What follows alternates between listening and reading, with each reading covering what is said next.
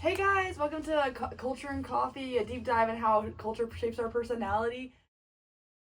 Today we're going to be talking about cultural universals. Can you help me out with that, Sam? So cultural universals are what kind of personality traits and features are seen in pretty much every culture, just like across the board. Like obviously there's going to be a couple of exceptions, but for the most part, it's pretty much all the same. Yeah, you know, like a great example of that is emotional expressions, because it's like you can go anywhere in the world really, and you can know if somebody's happy, mad, upset, whatever, all that kind of stuff. It kind of goes like meshes together, because at the end, like you were saying before, like we're just all human. You know what I mean? Yeah. So all same species. Yeah, I think like facial expressions, like the big basic ones, like happy, shocked, sad, mad, like you're gonna be able to see that on someone's face, no matter what language they speak, no matter like where they're born and raised. Yeah. Like you can tell. Which at the end of the day, I feel like thinking about it, just like cavemen, they they probably had their own language and stuff, but they were like more like grunting, like you know, but like it was mostly facial expressions and like actions. You know what I mean? So it's like they didn't use as much words to communicate. They just kind of use their face and their body language. Do you know what I mean? Mm-hmm. So I'm gonna just bring that up. Yeah, and I feel like something that goes with those emotional expressions is like the big 5 personality traits, except for openness, because that's more like a. That's something you demonstrate like thoroughly. That would be harder to gauge. That's outside. definitely like. I feel like that's a cultural thing too, because it's definitely like, oh well, some cultures are just more open about that. Yeah. Ironically enough, some cultures are just more open about like, about like showing interest in outside sources. Yeah, but I feel like conscientious extroversion, agreeableness, extrovert and agreeableness. I would feel like those are like the ones that are very like common. Yeah, for sure. I feel like it'd be easier to tell on those, like, from your physical attributes. How you feel about that. That's like that's gonna be one of the things that you notice. It's very easy to notice, I think. Like I feel like I'm gonna be like totally off the mark here, but like if you think about the US, like New York, like they're known to be like rude. Kind of like rude, non-confront, like like they won't like just like openly say hi to someone. But like Texas, like literally I remember like the first time I was in Texas, like literally was like at a gas station. I got in my car and this guy was like hi, and I was like, you're like, why hello, hello, what are you doing? Yes, do you know me? But like I feel like that's not gonna happen, like most other places. For sure. It's like I used to live in Maryland, which is super random, and like nobody even knows it's a state basically. But it is a state, in fact. But a lot of people, they just keep to themselves a lot. I feel like Georgia would be like, I feel like most like west areas are gonna be the more like hospitality open kind of thing.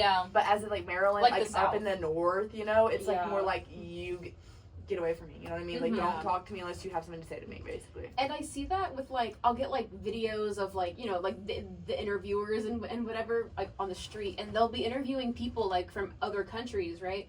And it's like, oh, like a lot of like American tourists, because they just kind of like generalize it, they'll be like, oh, like American tourists, like they'll tell you hi, and like they'll greet you, they'll like they'll talk to you with a smile and make small talk and stuff like that.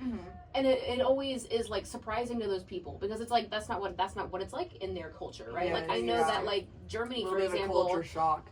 I know that Germany, for example, is very like closed, right? And so it's like you go there and you're all like, oh hey guys, like how you doing?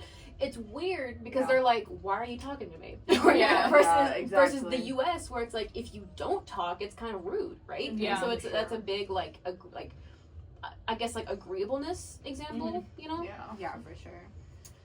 I think kind of jumping back to like the emotions and like how we express them and stuff. I just wanted to touch on like how they can be kind of categorized into like more masculine or more like feminine traits and stuff. I know in class we did an activity where we got like a list of traits and had to like associate them ourselves to either or and how we felt about it.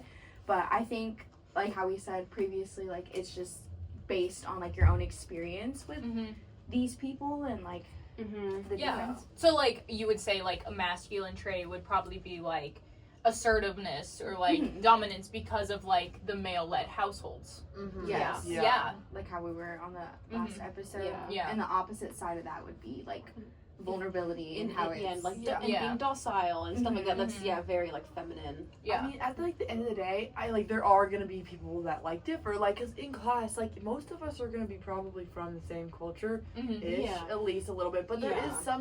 some people thought that some were feminine, some were masculine, Mhm. and like even if the whole group thought, maybe like one or two thought opposite. So it's Yeah. honestly just, Yeah, it can be like different, but like most of the time, it's pretty like yeah. Universal. yeah, 'cause, like- exactly, if you will. Well, because like there was that one study that we talked about in class as well, and it was like, oh well, you know, they took people from all over the world Mhm. and they did this thing, and it was like, although there was variability, the general consensus was the same. Yeah. So I think that's part of it too. Is like there will be variability, and there will be like, you know, like ifs, Yeah. ands, Outliers. and buts. Yeah. Yeah. Mhm. But it's like for the most part, the traits and the kind of general idea of the traits are Yeah. all very similar for what we categorize for like masculine versus feminine. No, yeah, for sure. And like taking into consideration that we are all different human beings, and all have different opinions, different values, all that stuff. Yeah. It's like I think it's kind of cool that there are these like universal things that like you know most of us like see eye to eye. You know, like emotions. Like we just can Mhm. connect with, even though like even if we don't speak the same language, even if you know what I mean. It's like we can still connect to humans because we're humans. You know. Yeah. Yeah. Yeah. It's No. like it's just the shared species of it. Yeah, I Exactly. think it's cool. Yeah, it's very like I feel like warming. You know, it's like we're like all a little community, even though sometimes we're separated. I wouldn't say the little community. I think it's a pretty big community. But Yeah, the world, the entire, you know, the 7 billion people. Yeah, just a little. just It's a tiny little, bit. It's tiny.